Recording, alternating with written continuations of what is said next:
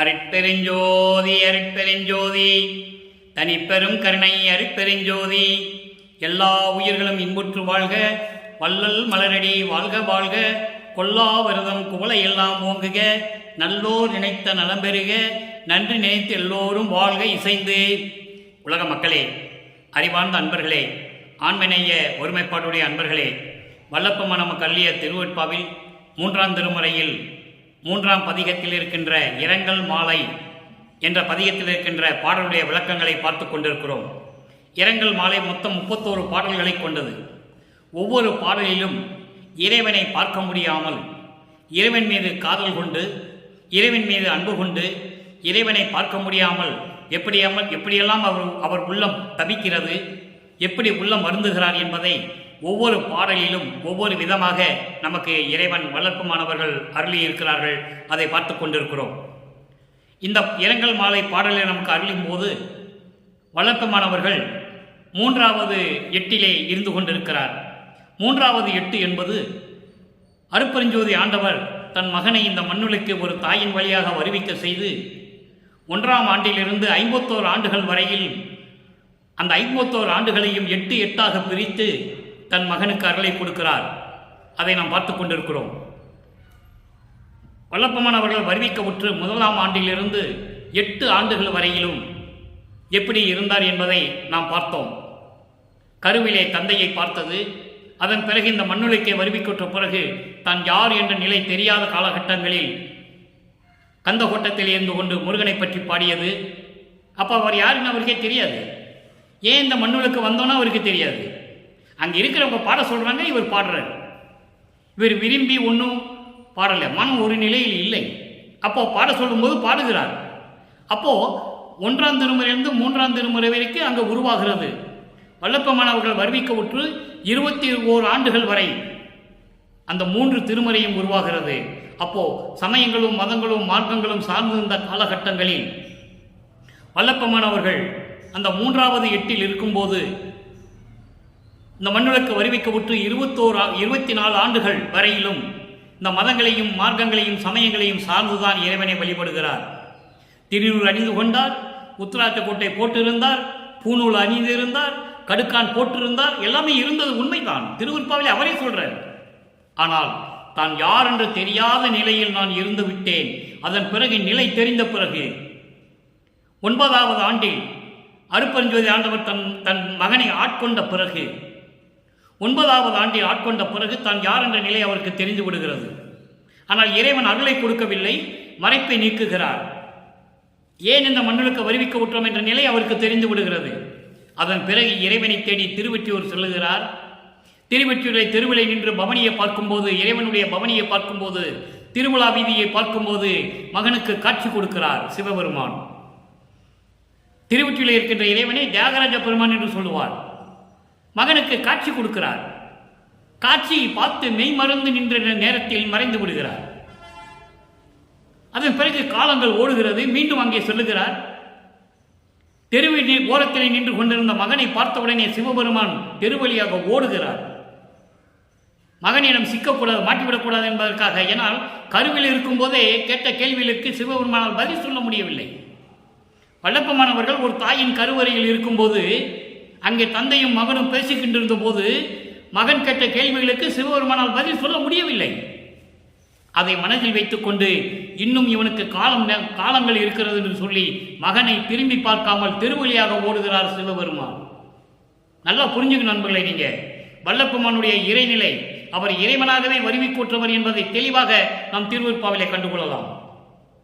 அப்போ மகனை பார்த்து ஓடிடுறார். இவர் மனம் ரொம்ப கஷ்டப்படுறார். உடனே நாரையும் கிளிகளையும் தூது அனுப்புகிறார். அதற்கும் பதில் இல்லை. அதன் பிறகு இரங்கல் மாலை என்ற பதிகத்திலே நமக்கு இந்த உலக மக்களுக்கு தெரியப்படுத்துகிறார். எப்படிப்பட்ட இறைவன் திருவெற்றியூரில் இருக்கிறார். அவர் என்னை ஆட்கொண்டதோடு சரி, அதன் பிறகு என்னை எதுவுமே என்னுடன் சேரவில்லை, என்னுடன் பேசவில்லை, நான் மனம் நொந்து இருக்கிறேன் என்று சொல்லி இந்த உலக மக்களுக்காக, உலக மக்களுக்கு தெரியப்படுத்துவதற்காக தான் சிவபெருமான் மகன் என்றும், நல்லா கவனிக்கணும் நீங்க, இங்கே சிவபெருமான் சொல்லுவாரு. அப்போ சமயங்களும் மதங்களும் மார்க்கங்களும் சார்ந்திருந்த இறைவன் சிவபெருமான். இதை பற்றியெல்லாம் விட்டுட்டு வந்த பிறகு அருப்பெருஞ்சோதி ஆகிறாரு. அது 6ஆம் திருமுறையில் சொல்லுவார். அப்போ எந்த எட்டில் சொல்லுவார்?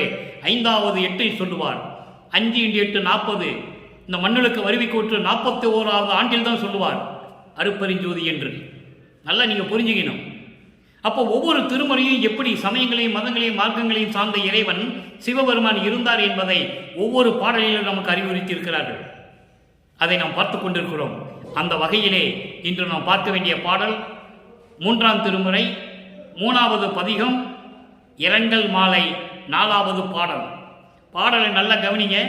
இந்த பாடலில் என்னென்ன 3 நிலைகளை சொல்கிறாரு, அந்த 3 நிலைகளுக்கும் சமயங்களையும் மதங்களையும் மார்க்கங்களையும் எல்லாம் துறந்து விட்டு, சமய குறியீடுகள் எல்லாம் துறந்து விட்டு, திருநூறு பூசுவதை நிறுத்திவிட்டு, உத்தராட்ச கோட்டையை கலற்றி எரிந்துவிட்டு, பூணுலை கடுக்கான எல்லாம் விட்டு பாருங்க.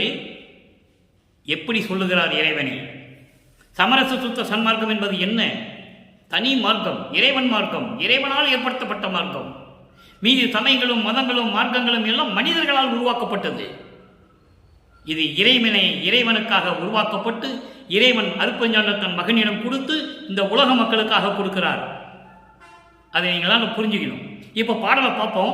இந்த பாடலில் சொல்லப்பட்ட 3 நிலைகளுக்கும் சமயங்களும் மதங்களும் மார்க்கங்களும் சாராத இறைவன் எப்படி சிவபெருமான் அருட்பெருஞ்சோதி ஆகிறாரு, அதை மக்களுக்கு கண்டிப்பாக விளக்கி சொல்லணும். அது எனது கடமை. நான் வள்ளலார் ஊழியம் செய்து கொண்டிருக்கிறேன். நான் வள்ளலாருடைய ஊழியன். திருவிற்பாவை எனக்கு விளக்கம் கொடுத்து தயவோடையும் கருணையோடையும் எனக்கு அந்த விளக்கத்தை பேச வைத்த எனது இறைவன், எனது தந்தை அருட்பெருஞ்சோதி ஆண்டவருடைய மகன் அருட்பெருஞ்சோதி ஆண்டவராகிய வள்ளற்பெருமானவருடைய திருவடிகளுக்கு சமர்ப்பணம். பாடலை பாருங்க. அண்டர் எவருக்கும் அறிவொன்னார், அண்டர் எவருக்கும் அறிவொன்னார், அணியார் ஒற்றியார். எப்படி இறைவன் சொல்றார் பாருங்க. தேவர்களுக்கும் வானவர்களுக்கும் யாரும் அறிய முடியாத இறைவன், அழகான இறைவன், திருவொற்றியூரில் இருக்கின்ற இறைவன். அப்போ சமயங்களும் மதங்களும் மார்க்கங்களும் சார்ந்த காலத்தில் அதை சொல்றார். அதுக்கப்புறம் வடலூரில் அருட்பெருஞ்சோதி என்று சொல்வார். அதை நம்ம பின்னால் பார்க்க போறோம். ஒற்றியார் நீலகண்டர். எப்படி உருவகப்படுத்தி சொல்கிறாங்கன்னு நீங்க பார்த்துக்கிட்டே வரணும். நீலகண்டர் அவருக்கு மாலையிட்ட கடனே அன்றி, அவருக்கு மாலையிட்ட கடனே அன்றி மற்றவரால் பண்டம் அறியேன், பலன் அறியேன், பரிவோடு அணைய பார்த்து அறியேன், கொண்டன் மனக்கும் கோதாய் என் குறையை எவருக்கு கூறுவேனே. இவர் போய் பார்த்தாரு, சிவபெருமானை பார்க்கணும்னு போறாரு, தெருவில் நிற்கிறாரு. மகனை பார்த்து சிவபெருமான் ஓடுறாரு, நாரைகளையும் கிளியும் தூது போறாரு. அதுக்கும் பிரயோஜனம் இல்லை. இப்போ தன்னை காதலியாகவும் இறைவனை காதலனாகவும் வர்ணனை செய்து தோழியிடம் சொல்லுவது போல இந்த உலக மக்களுக்கு சொல்லுகிறார். தோழியிடம் எப்படி சொல்லுவது, எப்படி சொல்றாரு, அதை நம்ம உலக மக்களுக்கு சொல்லுவது போல எடுத்துக்கணும். அதாவது தன்னை பெண்ணாக உருவகப்படுத்துகிறார், இறைவனை கணவனாக உருவகப்படுத்துகிறார். அதை நீங்க நல்லா புரிஞ்சுக்கணும். நமக்கு செய்தி என்ன, உலக மக்களுக்கு என்ன சொல்றாரு, அதை மட்டும் தான் பார்க்கணும். இப்போ இந்த பாடலை பார்த்துட்டோம். இந்த பாடலில் இருக்கிற பதவுரை பாருங்க.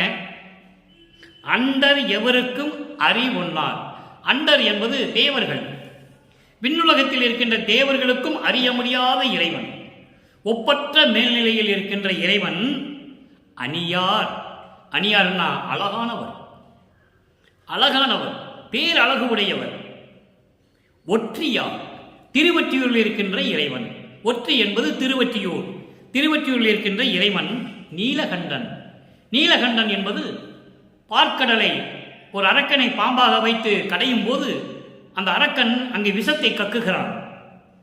அமுதத்திலே விஷத்தை கக்கிய உடனே எல்லாரும் பயந்து கொண்டு இருக்கிறார்கள். உடனே சிவபெருமான் அதை உண்டு தன் கழுத்தை நீட்டி கொண்டார். அந்த கண்டம் நீளமாக இருப்பதால், கழுத்து நீளமாக இருப்பதால் அவனுக்கு நீலகண்டன் என்ற பெயர் வந்தது. அவருக்கு மாலையிட்ட கடனே அன்றி நான் அவனை ஏற்றுக்கொண்டேனே தவிர, மாலையிட்டான் என்பது தன்னை காதலியாகவும் இறைவனை காதலனாகவும் நினைத்து மாலையிட்டேன் என்று சொல்லுகிறார். மாலையிட்டா என்பது அவனை நான் இறைவனாக ஏற்றுக்கொண்ட பிறகு இந்த மன்னனுக்கே வருவிக்கோற்று 9வது ஆண்டிலே என்னை மறைப்பை நீக்கி நான் தான் இறைவன் என்று காட்டிய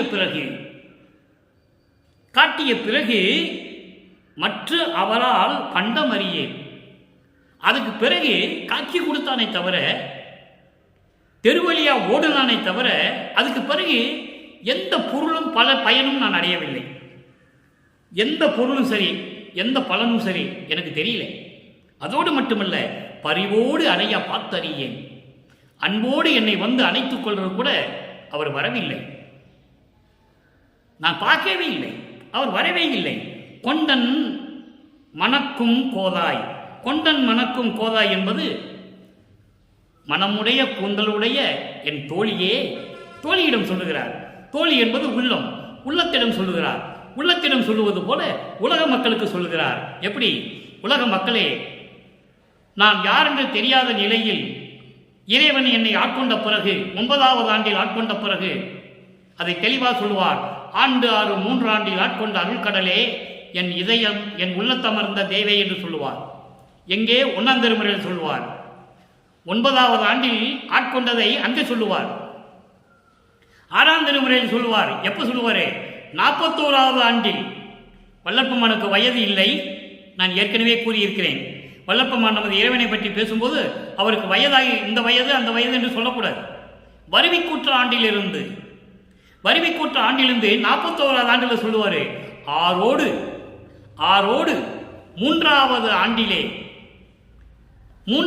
ஆண்டிலே முன்னம் என்னை ஆட்கொண்ட கருணை கடலே என்று சொல்லுவார். ஆக 6வது ஆண்டில்தான் தன் மகனை ஒரு தாயின் வழியாக இந்த மண்ணுலக்கு வருவிக்க செய்து 9வது ஆண்டில் தான் ஆட்கொள்ளுகிறார். நல்லா கவனிக்கணும் நீங்க. அங்கதான் அவருக்கு காட்சி கொடுத்தது. அப்போ அப்படி ஆட்கொண்டதிலிருந்து இதுவரைக்கும் நான் எந்த பலனும் அடையவில்லை. அவனால் எனக்கு பலனும் கிடைக்கல. காட்சி கொடுக்குறான், ஓடி போயிடுறான், தெரு வழியா ஓடி போயிடுறேன். நான் எவ்வளவோ தூது அனுப்பி பார்த்தேன், ஒன்றும் நடக்கலை. உலக மக்களே, அப்படிப்பட்ட இறைவன் நினைத்து நான் வரிந்து கொண்டிருக்கிறேன் என்று சொல்லி உலக மக்களுக்கு தெரிவிக்கிறார் இந்த பாடல் மூலமாக. இப்போ இந்த பாடலுடைய பொருளை பாருங்க, கோர்வையாக சொல்லுகிறேன். இப்போ வரியா சொன்னேன், இப்போ கோர்வையாக சொல்லுகிறேன். நன்றாக கவனிங்க. விண்ணுலகத்தில் இருக்கின்ற தேவர்களும் பதத்தலைவர்களும் கோடான கோடி சப்தர்களும் சக்திகளும் எல்லாரும் அறிய முடியாத இறைநிலையில் இருக்கின்ற இறைவன், பேரழகுடைய இறைவன், திருவொற்றியூரில் இருக்கின்ற இறைவன். அவனுக்கு பெயர் நீலகண்டன் என்ற ஒரு பெயர் கூட உண்டு. நான் மாலையிட்ட கடனே அன்றி, மாலையிட்ட கடன் என்பது என் மறைப்பை நீக்கிய பிறகு, நான் இறைவன் யார் என்று தெரிந்த பிறகு, நான் இறைவன் மீது காதல் கொண்ட பிறகு. எப்படி அருமையா சொல்ற பாருங்க. அதை மாலையிட்ட என்று சொல்லுவது தன்னை ஒரு பெண்ணாக உருவகப்படுத்தியதான் மாலையிட்ட என்று சொல்லுகிறார். மாலையிட்ட என்பது இறைவன் 9வது ஆண்டிலே என்னுடைய மறைப்பை நீக்கி என்னை ஆட்கொண்ட பிறகு, நான் அவனை இறைவனாக ஏற்றுக்கொண்ட பிறகு. அப்பெல்லாம் என் தந்தை அப்படியெல்லாம் சொல்ல முடியாது, அவருக்கு தெரியாது. அப்படி ஆட்கொண்ட பிறகு இதுவரையிலும் எனக்கு எதுவுமே பலன் இல்லை. ஒரு தடவையாவது என்னை பார்த்து அன்பாக பேசி என் பக்கத்தில் என்னை அணைத்துக் கொள்ளவில்லை. காதலி அப்படிதானே சொல்லுவா. காதலி காதலனை பார்த்து சொல்லும்போது எப்படி சொல்லுவா? உன்னை காதலிச்சதுதான்டா மிச்சம், பாவம், நீ வரவே மாட்டேன்ற, என் பக்கத்தில் உட்கார்ந்து என்னை அணைஞ்சி கொஞ்சி மகிழ மாட்டேன்ற, இதெல்லாம் தான் காதலி சொல்லுவா. அப்படி காதலி சொல்லுவது போல உலக மக்களுக்கு தெரியப்படுத்துகிறார். மாலையிட்டது தான் கடனை அன்றி வேறு எந்த பொருளையும் சரி, எந்த அருளையும் சரி அவனிருந்து நான் பெறவில்லை, எந்த பலனும் பெறவில்லை. என்னை பார்த்து பக்கத்தில் என்னை அணைத்துக் கொள்ளவும் இல்லை. அழகான கூந்தலுடைய பெண்ணே, என் தோழியே, என் குறையை நான் யாரிடம் போய் சொல்லுவேன்? உலக மக்களை, இந்த குறையை நான் யார்கிட்ட போய் சொல்லுவேன்? என்னை ஆட்கொண்ட இறைவனே ஓடும்போது, என்னை ஆட்கொண்ட இறைவனே என்னை கட்டி அணைக்காத போது, நான் இந்த குறையை உலக மக்களே நான் யாரிடம் போய் சொல்லுவது என்று சொல்லி இந்த பாடலை நமக்கு அருளியிருக்கிறார்கள் நமது இறைவன் வல்லப்பெருமானவர்கள். இப்போ 3வது திருமுறையில் 3வது பதியத்தில் இருக்கிற 4வது பாடலை பார்த்தாச்சு. அப்போ வல்லப்பெருமானவர்கள் இந்த மண்ணுக்கு வருவிக்க உற்று 24 ஆண்டுகள் நிறைவடைகிறது. 24 ஆண்டுகள் நிறைவடைகிறது. அதோட 3 திருமுறையும் உருவாகுது.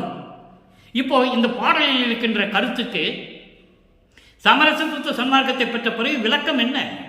பிற எப்படி இறைவன் வந்து கலந்து கொண்டார்? எப்படி இறைவனிடம் விண்ணப்பம் வைத்தார்?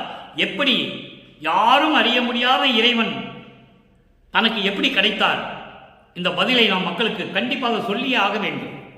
அந்த நிலையில் நாம் பார்க்க போவது 6ஆம் திருமுறை பதிகம் 20 பிள்ளை பெரு விண்ணப்பம். பிள்ளை பெரு விண்ணப்பம் 24வது பாடல். எப்படி பயத்தை எப்படி நீக்குவது? பயப்படுறாரு. எதுக்கு பயப்படுறாரு? இறைவன் நம்மளை ஆட்கொண்ட பிறகு நமக்கு எந்த விதமான பலனும் தரவில்லை, என்ன பண்றதுன்னு பயப்படுறாரு. அந்த பயத்தை தான் ஜீவகாருண்ய ஒழுக்கத்திலே கடைசியில் வச்சார். பசி, பிணி, தாகம், இச்சை, எளிமை, கொலை, பயம். அந்த பயத்தை நான் எப்படி பயந்தேன், அந்த பயத்தை எப்படி இறைவன் போக்குனார்? ஜீவகாருண்ய ஒழுக்கத்தில் கடைசியில் பயம்னு ஒன்று வச்சிருப்பாரு. எப்படி எல்லாம் பயந்தார் இந்த உலகத்தில், எதை பார்த்தெல்லாம் பயந்தார், அந்த பயத்தை எப்படி இறைவன் போக்குனார், அதை நாம் பார்க்க போகிறோம். காக்கைகள் கூவ கலங்கினேன். ரொம்ப எளிமையா உலக மக்களுக்கு சொல்லுவார். காக்கைகள் கூவ கலங்கினேன், பருந்தின் கடுங்குரல் கேட்டு உள்ளம் தாக்கிய உள்ளம் குலைந்தேன். காக்கைகள் கூவ கலங்கினேன், பருந்தின் கடும் குரல் கேட்டு உள்ளம் குலைந்தேன். தாக்கிய ஆந்தை குரல் செய்ய பயந்தேன், சாக்குரல் பறவையலால் தளர்ந்தேன். வீக்கிய வேறு கொடும் சகுனம் செய் வீக்கலால் மயங்கினேன். விடத்தின் ஊக்கிய பாம்பை கண்டபோது உள்ளம் ஒடுங்கினேன் நடுங்கினேன் என்றாய். அங்கே சமயங்களும் மதங்களும் மார்க்கங்களும் சார்ந்த நிலையில் இறைவன் எப்படி சொல்லுவாரு? பாம்பை கழுத்தில் சுற்றி கொண்ட இறைவன், ஆயுதத்தை கையில ஏந்தின இறைவன், பிறையை சூடிய இறைவன், இப்படியெல்லாம் சொல்லுவார். அப்போ அதை பார்த்து நான் எப்படியெல்லாம் பயந்தேன். காக்கைகள் கூவ, காக்கைகள் கரைய கலங்கினேன், பருந்தினுடைய கொடுமையான சத்தத்தை கேட்டு உள்ளம் நடுங்கினேன். ஆந்தையினுடைய குரல் கேட்டு நான் பயந்தேன். மரண குரல் கொடுக்கக்கூடிய பறவைகளால் தளர்ந்தேன். வீக்கிய வேறு கொடும் சகுனம் செய் வகைகளால் மிகுந்த, அதாவது பயங்கரமான கொடூரமான சத்தம் போடக்கூடிய உயிரினங்களால், வீக்கல் என்பது உயிரினங்கள், மற்ற உயிரினங்களால் நான் மயங்கினேன். விடத்தில் ஊக்கிய பாம்பை கண்ட போதெல்லாம், கொடிய விஷம் கொண்ட பாம்பை கண்ட போதெல்லாம் உள்ளம் நடுங்கினேன் ஒடுங்கினேன் எந்தாய் என்று எப்படி பயப்பட்டார் என்பதை உலக மக்களுக்கு தெரியப்படுத்துகிறார். அந்த பயத்தை எப்படி போக்க வேண்டும்? அந்த பயத்தை எப்படி போக்க வேண்டும்? யாரால் போக்க முடியும்? சமரச சுத்த சன்மார்க்கத்தில் சேர்ந்தால்தான் அந்த பயம் நீங்கும். அருட்பெருஞ்சோதி ஆண்டவர்களால் அந்த பயத்தை போக்க முடியும். அதனால தான் இதை ஜீவகாருண்ய ஒழுக்கத்தில் வைத்தார். நல்லா நீங்க புரிஞ்சுக்கணும். அதுக்கப்புறம் பாருங்க, அடுத்த ஒரு நிலை 22வது பதிகம் ஆன்ம தரிசனம். ஆன்மா இறை அருளை பெற்றுவிட்டால் எவ்வளவு இன்பமாக இருக்கும். ஒரு ஆன்மா இறைவனுடைய அருளை பெற்றுவிட்டால் அந்த இன்பத்திற்கு எல்லையே கிடையாது. அதை சொல்கிறார் பாருங்கள். உண்டதும் பொருந்தி உவந்ததும்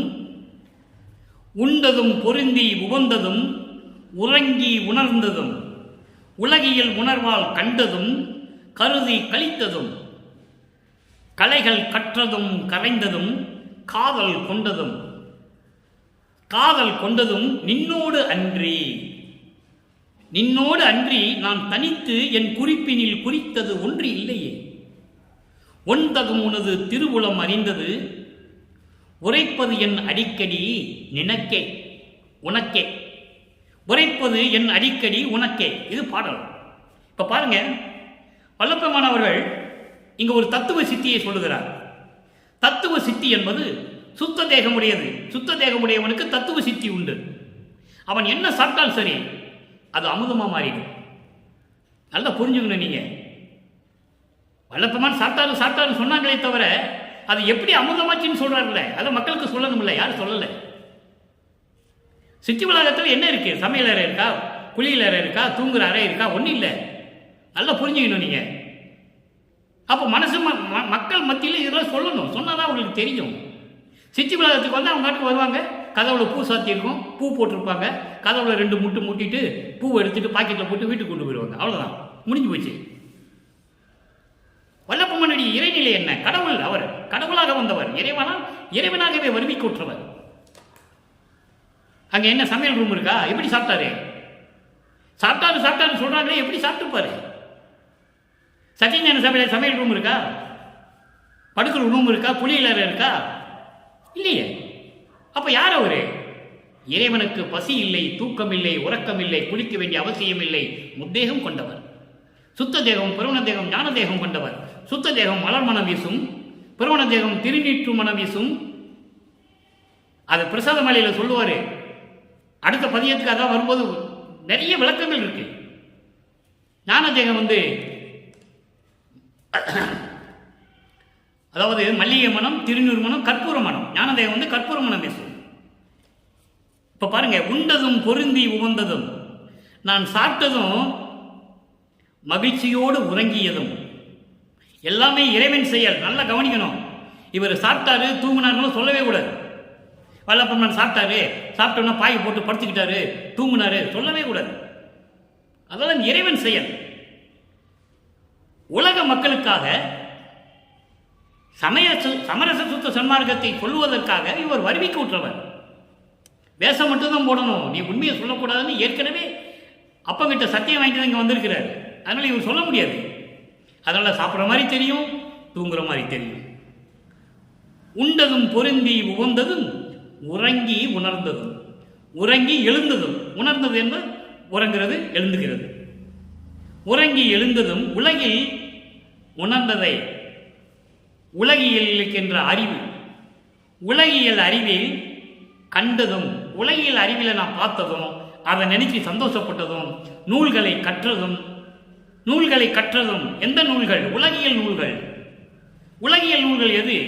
சமயங்களையும் மதங்களையும் மார்க்கங்களையும் சார்ந்த நூல்கள், புராணங்கள், காவியங்கள், இவையெல்லாம் உலகியல் நூல்கள். அப்போ அறிவியல் நூல் எது? அருளியல் நூல் எது? சமரச சுத்த சன்மார்க்கம். அதுதான் இங்கே சொல்றாரு, கலைகள் கற்றதும். இந்த சமயங்களையும் மதங்களையும் மார்க்கங்களையும் சேர்ந்த நூல்களை எல்லாம் நான் கற்றது, அதற்கு பிறகு மறந்தது, கரைந்தது என்று சொல்லுவார். அதன் பிறகு மறைந்ததும், உன் மீது காதல் கொண்டதும், உன் மீது காதல் கொண்டதும், அன்பு கொண்டதும், பற்று கொண்டதும் உன்னோடு மட்டும்தானே. நான் தனித்து எதுவும் செய்ததில்லை, எதையும் நினைத்ததும் இல்லை. அதான் சொல்றாரு, என் குறிப்பினில் குறித்தது ஒன்றில்லை. நான் தனியாக எதையும் நினைச்சதில்லை, நான் எதையும் செஞ்சதில்லை. நான் சாப்பிட்டாலும் சரி, படுத்திருந்தாலும் சரி, தூங்கி எந்திரிச்சிருந்தாலும் சரி, இந்த சமயங்களையும் மதங்களையும் எல்லாம் கற்றுக்கிட்டதும் சரி, அதை மறந்ததும் சரி, அதை விட்டு வந்ததும் சரி, எல்லாமே நீ தானே, என்கிட்ட ஒன்றும் இல்லை. ஒன்பகும் உனது திருவுள்ளம் அறிந்தது, அருள் மேன்மையுடைய அருள் உள்ளம் இது அறிந்தது தானே, உன்னுடைய உள்ளம் அறிந்தது தானே. உரைப்பது என் அடிக்கடி உனக்கே. இது வேற உனக்கு அடிக்கடி நான் சொல்லிக்கிட்டு இருக்கணுமா? உரைப்பது என் அடிக்கடி உனக்கே என்பது இதை வேற உனக்கு நான் அடிக்கடி சொல்லிக்கிட்டு இருக்கணுமா? என்ன நியாயம் அது? ஒரு தடவை சொன்ன போதாதா உனக்கு? சும்மா சொல்லிக்கிட்டே இருக்கணுமா? தந்தையிடம் சொல்லுகிறார்.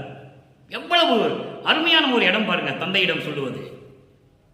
அடுத்து பாருங்க, எப்படியெல்லாம் பயந்தாரு. அப்போ அந்த பயத்தெல்லாம் எப்படி போக்குனார்? அதுக்கு அருள் விளக்க மாலையிலே ஒரு பாடலை இங்கே நான் சொல்ல கடமைப்பட்டிருக்கிறேன். 37 பதிகம் அருள் விளக்க மாலை 4வது பாடல். அங்கே 4வது பாடல் தான். இன்று நான் பார்த்த 3ஆம் திருமுறையில் இருக்கின்ற 4வது பாடலுக்கு அருள் விளக்க மாலை 4வது பாடலிலே ஒரு விளக்கம் இருக்கிறது. நல்லா கவனிங்க. ஒசித்த கொடி அணையேருக்கு கிடைத்த பெரும் பற்றே, உள்மயங்கும் போது மயக்கம் ஒழித்து அருளும் தெளிவே, பசித்த பொழுது எதிர் கிடைத்த பால் சோற்று திரளே. நல்லா கவனிக்கணும். நீங்க சாப்பிட்டாரு சாப்பிட்டாரு சாப்பிட்டாருன்னு சொன்னாங்களே தவிர அதனுடைய நிலை என்ன இங்க சொல்றாரு பாருங்க. பசித்த பொழுது எதிர் கிடைத்த பால் சோறு திரளே. விளக்கம் அப்புறம் தரேன். பயந்த பொழுதெல்லாம் என் பயம் தவிர்த்த துறையே. காக்க சத்தம் போட்டது பயந்தேன், ஆந்த சத்தம் போட்டது பயந்தேன், பாம்புகளை பார்த்து பயந்தேன், சகுனங்களை பார்த்து பிராணிகளெல்லாம் பார்த்து பயந்தேன். அந்த பயம் எப்படி போச்சு? சமரச சுத்த சன்மார்க்கத்தை பெற்ற பிறகு, ஜீவகாருண்ய ஒழுக்கத்தை பெற்ற பிறகு, பயந்த பொழுது எல்லாம் என் பயம் தவிர்த்த துரையே, நசித்தவரை எழுப்பி அருள் நல்கிய மாமருந்தே, நசித்தவரை எழுப்பி அருள் நல்கிய மாமருந்தே, நான் புணர நானாகி நன்னிய மெய் சிவமே, கசித்த மனத்து அன்பர், கசித்த மனத்து அன்பர் தொழ பொது நடம் செய்ய அரசே, கழித்து எனது சொல்மாலை கல்லலில் அணிந்து அருளே. இது பாடல். இந்த பாடலில் விளக்கம் பாருங்க. ஒசித்த கொடி அணையேருக்கு. ஒசித்த கொடி அணையேருக்கு என்பது, ஒசித்த கொடி என்பது ஒரு கொடி, ஒரு தாவர கொடி படர முடியாமல் தவித்துக் கொண்டிருக்கிறது. ஒரு தாவர கொடி படர்வதற்கு, படர்ந்து செல்வதற்கு வழி இல்லாமல், ஒரு கொம்பு இல்லாமல் தவித்துக் கொண்டிருக்கிறது. அதுபோன்று வாழ்க்கையிலே உலக வாழ்க்கையிலே இந்த சமயங்களையும் மதங்களையும் மார்க்கங்களையும் சார்ந்து கொண்டிருந்தவர்களுக்கு தவித்துக் கொண்டிருக்கிறார்கள். அவர்களுக்கு சமரச சுத்த சன்மார்க்கத்தை கொடுத்து விளக்கம் இவ்வளவு இருக்கிறது. ஒசித்த கொடி அணையேறிக்கை என்பது இவ்வளவு விளக்கம் இருக்கிறது. இது சமரச சுத்த சன்மார்க்கத்தினுடைய இறைவனுடைய விளக்கம், உலகியல் விளக்கம் அல்ல. ஒரு தாவர கொடி படர்வதற்கு கொம்பு இல்லாமல் எப்படி தவித்துக் கொண்டிருக்கிறது, அதுபோல சமயங்களையும் மதங்களையும் மார்க்கங்களையும் சார்ந்து கொண்டிருந்த இந்த உலக மக்களுக்கு அந்த துன்பங்களை போக்குவதற்கு சமரச சுத்த சன்மார்க்கம் என்ற ஒரு கொடியை கொடுத்து, ஒரு தாங்குகின்ற ஒரு கொம்பு, மர கொம்பை கொடுத்து கிடைத்த பெரும் பற்றே, சமரச சுத்த சன்மார்க்கத்தை கொடுத்து அந்த உலக மக்களுக்கு துன்பங்களை எல்லாம் போற்றக்கூடிய பெரும் பற்றே, அன்பான இறைவனே, அருட்பெருஞ்சோதியே, உள் மயங்கும் போது மயக்கம் ஒளித்தருளும் தெளிவே. உள்ளம் மயங்கும் போது இந்த சமயங்களையும் மதங்களையும் மார்க்கங்களையும் எல்லாம் பின்பற்றி கொண்டு துன்பங்களையும் துயரங்களையும் மேற்கொண்டிருக்கின்ற உலக மக்கள் மயங்கும் போது அந்த மயக்கத்தை ஒழித்து சமரச சுத்த சன்மார்க்கத்தை கொடுத்து அதனுடைய தெளிவை, சமரச சுத்த சன்மார்க்கத்தினுடைய சத்திய நெறிகளை தெளிவுபடுத்திய இறைவனே, பசித்த பொழுது எனக்கு எதிர் கிடைத்த பால் சோட்டு திரளே, எனக்கு பசி என்று வரும்போது எனக்கு எதிர் கிடைத்த அருள் அமுதமே. பால் சோறு திரள் என்று இறைவனை சொல்லுகிறார். பால் சோறு திரள்னா பால் சோறு கொண்டு கொடுக்கறது இல்லை. வல்லப்பம் எனக்கு பசிச்சிருச்சு அதனால பால் சோறு கொடுக்கலாம், அது இல்லை. பசித்த பொழுது எனக்கு எதிர் கிடைத்த பால் சோறு திரளே, இறைவனை சொல்றார். அருள் அமுதமே, நான் பசித்த போதெல்லாம் தான் பசித்ததாகி, அருள் விளக்கமாலையில் அருமையாக சொல்வார் இன்னொரு பாட்டில், எனக்கு பசித்த போதெல்லாம் தான் பசித்ததாகி எனக்கு அருள் அமுதம் கொடுத்த இறைவனே என்று சொல்லுவார். பசித்த போதெல்லாம் எனக்கு அருள் அமுதம் கொடுத்த இறைவனே, நான் பயந்த போதெல்லாம் என் பயத்தை தவிர்த்த துரையே. எப்படியெல்லாம் பயந்தேன், அந்த பயத்தையெல்லாம் நீக்கிய இறைவனே என்று சொல்லுகிறார். அடுத்து பாருங்க, ஒரு அருமையான வரி. எவ்வளவு இதில் பொருள் ஒளிந்து இருக்கிறது, விளக்கம் ஒளிந்து இருக்கிறது என்பதை நீங்கள் புரிந்து கொள்ள வேண்டும். நசித்தவரை எழுப்பி அருள் நல்கிய மாமருந்தே.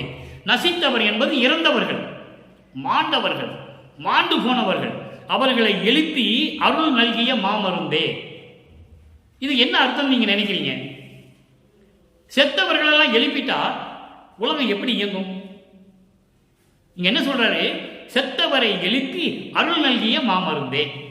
செத்து போன பிணங்கள் எல்லாம் எழுப்பி திரும்பி அவங்களுக்கு உயிர் கொடுத்து நடமாட விட்டுட்டா எப்படி இயற்கைக்கு புறம்பானது அல்லவா? இது உலகியல் விளக்கம் அல்ல.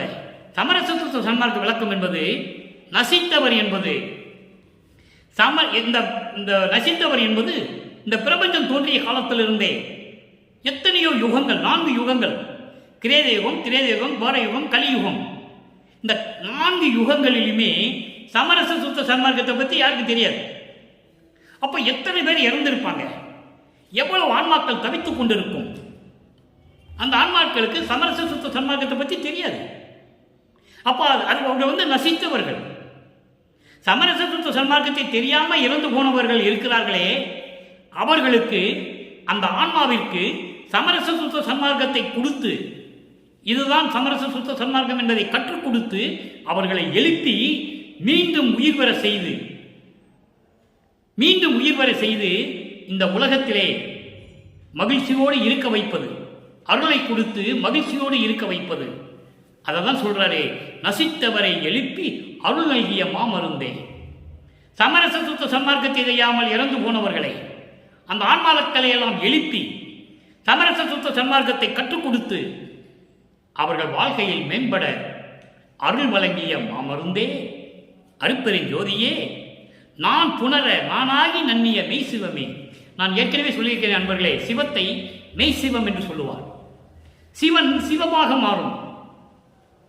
சிவன் என்கின்ற சிவபெருமான் சிவம் என்கின்ற அருட்பெருஞ்சோதியாக மாறுவார். சிவம் மெய் சிவமாகும். சமயங்களும் மதங்களும் மார்க்கங்களும் இல்லாத இறைவன் மெய் சிவம். நான் உன்னோடு கலந்து கொள்வதற்கு நானாக மாறியவன் இறைவன். எப்படி சொல்றார் பாருங்க, நான் இறைவனோடு கலந்து கொள்வதற்கு நானாக மாறிய இறைவன். அப்ப இறைவன் இவராக மாறுகிறார். அதான் ஒரு இடத்துல சொல்வாரே, இவன் அவனாகிவிட்டான் என்று சொல்லுவார். இவன் அவனாகிவிட்டான், அருட்பெருஞ்சோதி ஆகிவிட்டான், நான் அருட்பெருஞ்சோதி ஆகிவிட்டேன் என்று சொல்லுகிறார். கசித்த மனத்து அன்பர், கசித்த மனத்து அன்பர், தயவும் கருணையும் கொண்ட சமரச சுத்த சன்மார்க்கத்தை சேர்ந்த அன்பர்கள். அவனுக்கு தான் தயவும் கருணையும் இருக்கும், வேற யாருக்கு இருக்காது. ஒரு உயிரை கொலை செய்கின்றவன், அந்த உயிரை கொலை செய்து அந்த பிணத்தை தின்னுகின்றவன், அவனுக்கு எப்படி தயவும் கருணையும் இருக்கும்? இருக்காது இல்லையா? அதனால இங்க சொல்லுகிறாரு, கசித்த மனத்து அன்பர் என்று சொல்லுகிறார். கசித்த மனத்து அன்பர் என்பது தயவும் கருணையும் கொண்ட அன்பர்கள். தயவும் கருணை கொண்ட அன்பர்கள், சமரச சுத்த சன்மார்க்கத்தை சேர்ந்த அன்பர்கள். அவனுக்கு தான் தயவு இருக்கும், கருணை இருக்கும், உயிர் மேல் இரக்கம் இருக்கும், ஜீவகாரணிய ஒழுக்கம் இருக்கும். அப்படிப்பட்ட அன்பர்கள் வணங்க சத்தியஞான சபையிலே அருள் நடனம் செய்து கொண்டிருக்கின்ற இறைவனே, எனது சொல் மாலையை மகிழ்வோடு ஏற்றுக்கொண்டு உன் திருவடிகளிலே ஏற்றுக்கொண்டு கலவே என்று சொல்லுகிறார்.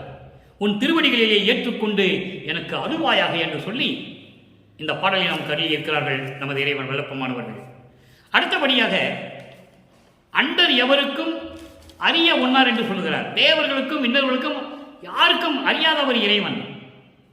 அதற்கு ஒரு விளக்கம் அருள் விளக்க மாலை 49வது பாடல்ல ஒரு 2 வரி மட்டும் சொல்ல கடமைப்பட்டிருக்கிறேன். நிறைய சொல்ல எவ்வளவு வேணா சொல்லலாம் நண்பர்களே. சொல்ல சொல்ல உள்ளம் இனிக்கும், உள்ளம் பூரிப்படையும். ஆனால் நமக்கு நேரம் பத்தாதே, அதனால அந்த வரியை மட்டும் சொல்றேன். அருள் விளக்க மாலை 49வது பாடல்ல அந்த 2 வரியை மட்டும் சொல்றேன். வான்பதிக்கும் நெடுமாலுக்கும் நான்முகனுக்கும் அரிதாம் வாழ்வு எனக்கே ஆகியுற வரமளித்த பதியே. அங்க 3ஆம் திருமுறையில் இன்னைக்கு நாம் பார்த்த பாடல் என்ன சொல்லுவாரு? தேவர்களுக்கும் வானவர்களுக்கும் அறிய முடியாத இறைவன் என்று சொல்லுவார். அப்படிப்பட்ட இறைவன் அருட்பெருஞ்சோதி ஆகி இவருக்கு எப்படி கொடுக்கிறார் பாருங்க. வான்பதி என்பவன் இந்திரன், விண்ணோர் வேந்தன் என்று சொல்லுவார். இந்திரனை விண்ணோர் வேந்தன் என்று சொல்லுவார். இந்திர லோகத்துக்கு தலைவனாக இருக்கின்றவன். அப்படிப்பட்ட இந்திரன், பிரம்மன், திருமால் முதலியோர் யாராக இருந்தாலும் சரி, யாருக்கும் கிடைக்காத வாழ்வு, யாருக்கும் கிடைக்காத வரம் எனக்கு கிடைக்குமாறு செய்த எனக்கே ஆகியுற வரமளித்த பதியே, எனக்கு வரம் கொடுத்த அருட்பெருஞ்சோதியே என்று சொல்லுவார். எவ்வளவு விளக்கம் இருக்கு பாருங்க. அதோடு மட்டுமல்ல, இந்த செத்தவர்களை எழுப்புறது, இறந்தவர்களை எழுப்புறது, அகவல்ல கூட அந்த பாட்டு வரும். அகவல்ல கூட வரும், செத்தவரெல்லாம் சிரித்து ஆங்கு எழுதுறல் அத்தகை காட்டிய அருட்பெருஞ்சோதி. நான் ஏற்கனவே கூறியது போல, செத்தவர்கள் என்பது இறந்தவர்களுடைய பிணங்களை, உடல்களை எழுப்புவது அல்ல. சமரச சுத்த சன்மார்க்கம் தெரியாமல் இறந்து போனவர்கள் நிறைய பேர்கள் இருக்கிறார்கள். கோடான கோடி, லட்சக்கணக்கான கோடான கோடி பேர்கள் இருக்கிறார்கள். அவர்களை எல்லாம் எழுப்பி வர வேண்டும். அவர்களுக்கு சுத்த சன்மார்க்கத்தை சொல்லித்தர வேண்டும். கலியுகத்தினுடைய கடைசி காலகட்டத்தில் தானே சமரச சுத்த சன்மார்க்கம் உலக மக்களுக்கு தெரியப்படுத்த வேண்டும் என்பதற்காகத்தானே நமது இறைவன் வல்லப்பமானவர்கள் வருவிக்க உற்றார். அதற்கு முன்னால் இறந்தவர்கள் என்ன பண்றது? அதுக்கு முன்னால் இறந்தவர்கள், செத்தவர்கள், இப்பவும் சமரச சுத்த சன்மார்க்கம் தெரியாம செத்தவங்க, இறந்தவங்க, அவங்களுடைய ஆன்மாக்களை எல்லாம் எழுப்பி அவங்களுக்கு சமரச சுத்த சன்மார்க்க நெறியை கற்றுக் கொடுத்து, சாகா கல்வியை கற்றுக் கொடுத்து, சாகா கல்வியை கற்றுக் கொடுத்து அவர்களை இந்த வையகத்தில் வாழ்வாங்க வாழ வைக்க வேண்டும் என்று சொல்லுகிறார். அடுத்து பாருங்க, இன்னொரு விளக்கம். நேரம் கடந்து கொண்டிருக்கிறது. அபயத்திறன் 28வது பதிகம் அபயத்திறன் 4வது பாடல். புண்படா உடம்பும் புரைபடா மனமும் பொய்படா ஒழுக்கமும் பொருந்தி கண்படாது இரவும் பகலும் நிந்தனையை கருத்தில் வைத்து ஏற்றுவதற்கு இசைந்தேன். உண்பனே எனினும் உடுப்பனே எனினும் உலகியரை நம்பிலேன் எனது நண்பனே நலசார் பண்பனே உனையே நம்பினேன் கைவிடேல் எனையே. இது பாடல். புண்படா உடம்பு என்பது நோயில்லாத இந்த உடம்பு. நோயில்லாத இந்த உடம்பு வேணும். புரைபடாத மனம், குற்றம் இல்லாத மனம், தீய குணங்கள் இல்லாத மனம், அப்படிப்பட்ட மனமும் வேணும். பொய்படா ஒழுக்கமும் வேணும். பொய்படா ஒழுக்கம் என்பது என்ன? இந்த சமயங்களும் மதங்களும் மார்க்கங்களும் சாராத ஒழுக்கம், சமயங்களும் மதங்களும் சாராத இயக்கம், மார்க்கம், சமரச சுத்த சன்மார்க்கத்துடைய ஒழுக்கம், இந்திரிய ஒழுக்கம், கரண ஒழுக்கம், ஆன்ம ஒழுக்கம், ஜீவ ஒழுக்கம், இப்படி 4 ஒழுக்கங்களும் பொருந்தி கண்படாது. கண்படாது என்பது கண்ணை மூடாமல், கண் இமைக்காமல் இரவும் பகலும் என்னுடைய உள்ளத்தில் உன்னையே நினைத்துக் கொண்டிருந்தேன். உன்னையே நினைத்துக் கொண்டிருந்தேன். வணங்குவதற்கும் நினைத்துக் கொண்டிருந்தேன். உன்னையே தான் நினைத்துக் கொண்டிருந்தேன். உண்பனே எனினும் உடுப்பனே எனினும், நான் சாப்பிட்டாலும் சரி, ஆடை அணிந்தாலும் சரி, எது இருந்தாலும் சரி, உலக மக்களை நான் நம்புவதில்லை, உன்னையே நம்பினேன் கைவிடேல் எனியே என்று சொல்லி இந்த பாடலை நமக்கு அருளியிருக்கிறார்கள். இறுதியாக ஒரே ஒரு விளக்கம். 112வது பதிகம் மெய்யருள் வியப்பு. மெய்யருள் வியப்பு 84வது பாடல். மெய்யருள் வியப்புல 84வது பாடல். நல்லா கவனிங்க. இரவும் பகலும் என்னை காத்து, இரவும் பகலும் என்னை காத்து.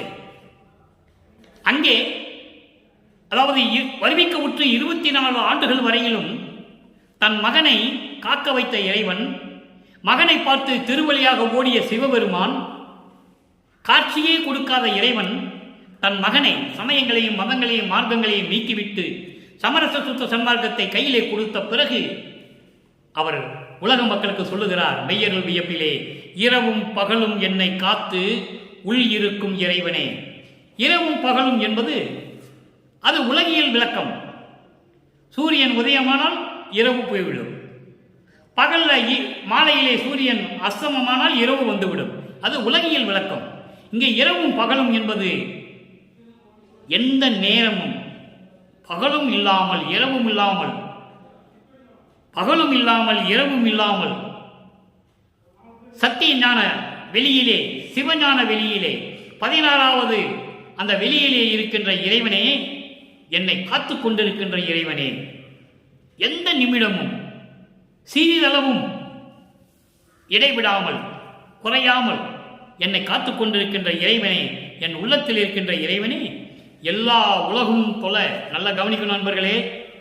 வல்லற்பமான் இந்த வருவிக்க விட்டு 200 ஆண்டுகளாகவே வல்லற்பமானை ஒரு சாதாரண குழந்தையாக பிறந்தார் என்றும், ஒரு மனிதனாக தான் வாழ்ந்தார் என்றும், அதன் பிறகுதான் எல்லாத்தையும் பெற்றார் என்றும், அறையிலே சென்று மறைந்து விட்டார் என்றும் சொன்னார்களே தவிர எல்லா உலகமும் வல்லப்பமானின் காலடியில் விழுந்து கிடக்கின்றன என்று யாரும் சொல்லவில்லை. அதை இறைவனே சொல்லுகிறார். எல்லா உலகமும் புகழ என்னை மேல் ஏற்றும் இறைவனே, எல்லா உலகங்களும் என்னை புகழ்ந்து கொண்டிருக்கின்றன. அப்படி மேல்நிலையில் ஏற்றும் இறைவனே, மேல்நிலை ஏற்றும் இறைவனே என்பது 16வது நிலை, ஞானத்தில் ஞானம். சரியை கிரிய யோகம் முன்னாங்க 12 சமயங்களையும் மதங்களையும் மார்க்கங்களையும் சார்ந்தது. ஞான சரியிலிருந்து ஆரம்பமாகிறது. அப்படி அந்த நிலையில் ஏற்றும் இறைவனே, கரவு நினையாது, என் மீது வஞ்சகம் வைக்காது, சூது வைக்காது, சூழ்ச்சி செய்யாமல் எனக்கு மெய்மை காட்டும் துணைவனே. இங்கே மெய்மை காட்டும் துணைவனே என்பது அருட்பெருஞ்சோதியை எனக்கு அருளிய துணைவனே. அருட்பெருஞ்சோதியை கொடுத்து சொல்றாரு. இங்கே மெய்மை என்பது அருட்பெருஞ்சோதி. அருட்பெருஞ்சோதியை கொடுத்து எனக்கு பேரின்பத்தை காட்டிய இறைவனே. எவ்வளவு அற்புதமா சொல்றாரு பாருங்க. அடுத்து பாருங்க, இறைவனே காத்து கழித்து என்னையும் சன்மார்க்கத்தில் நாட்டும் துணைவனே. ரொம்ப மகிழ்வோடு என்னையும் சன்மார்க்க சமரச சுத்த சன்மார்க்கத்தில் நிலைநிறுத்திய இறைவனே. ஆக சமரச சுத்த சன்மார்க்கத்தை பெற்றதை சொல்லிவிட்டார். உலக மக்களுக்கு தெரியப்படுத்துகிறார். இப்படியெல்லாம் நான் இருந்தேன், வருவிக்க உற்றேன். இந்த நிலையிலெல்லாம் நான் இருக்கும்போது இப்படியெல்லாம் இருந்தேன். அதையெல்லாம் கடந்து சமரச சுத்த சன்மார்க்கத்தை பெற்ற பிறகு அவருடைய நிலையை தெளிவாக இந்த பாடலில் 4 வரியிலே சொல்றார். இரவும் பகலும் என்னை காத்து உள்ளிருக்கும் இறைவனே, எல்லா உலகமும் புகழ என்னை மேலேற்றும் இறைவனே, கரவு நினையாது எந்த வஞ்சகம் இல்லாமல் சூழ்ச்சி இல்லாமல் எனக்கு அருப்பெருஞ்சோதியை காட்டி அருப்பெருஞ்சோதியை கொடுத்து பேரின்பத்தை கொடுத்த இறைவனே, என்னையும் மகிழ்வோடு சமரச சுத்த சன்மார்க்க சங்கத்தில் வைத்த இறைவனே, சமரச சுத்த சன்மார்க்கத்தில் வைத்த இறைவனே என்று சொல்லி இந்த பாடலோடு நமக்கு நிறைவு செய்கிறார் நமது இறைவன் வல்லப்பெருமான் அவர்கள். எனவே அன்பர்களே, இன்று நாம் பார்த்த 3ஆம் திருமுறையில் இரங்கல் மாலை என்ற பதிகத்தில் இருக்கின்ற 4வது பாடலுக்கு இவ்வளவு விளக்கங்கள் இருக்கின்றது அன்பர்களே. எனவே அன்பர்களே, காலம் கடந்து கொண்டிருக்கிறது. நீங்களும் அப்படிப்பட்ட இறைவனை வணங்கி வல்லப்பெருமானுடைய இறைநிலையை மனதில் வைத்துக் கொண்டு அருப்பெருஞ்சோதி அருப்பெருஞ்சோதி தனிப்பெருங்கண்ணி அருப்பெருஞ்சோதி என்ற மகாமந்திரத்தை உச்சரித்து இறைவனுடைய அருளையும் செல்வங்களையும் எல்லாம் பெற்று நீங்கள் வாழ்வாங்கு வாழ இறைவனோட தயவோடையும் கருணையோடையும் வாழ்த்தி விடைபெறுகிறேன். இந்த வள்ளலார் ஊழியன். மீண்டும் நாளை சந்திப்போம். நன்றி, வணக்கம். அருப்பெருஞ்சோதி அருப்பெருஞ்சோதி தனிப்பெரும் கருணை அருப்பெருஞ்சோதி.